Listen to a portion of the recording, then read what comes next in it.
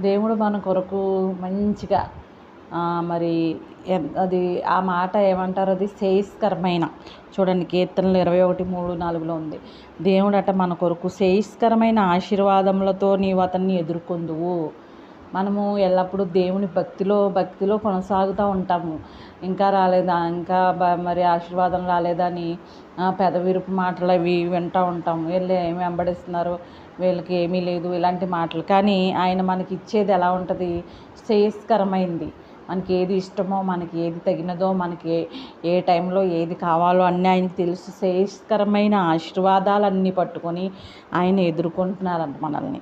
అతని తల మీద అపరంజి కిరీటం నీవు ఉంచి ఉన్నావు. ఆమెన్. మరి మన తల మీద అపరంజి కిరీటం పెడతానంటున్నారు దేవుడు. అపరంజి మరి కిరీటాన్ని ఉంచే దేవుడు మనకున్నారు. అందుకని వాళ్ళ మాటలు వీళ్ళ మాటలు మనం పట్టించుకోకుండా ఆ శ్రేయస్కరమైన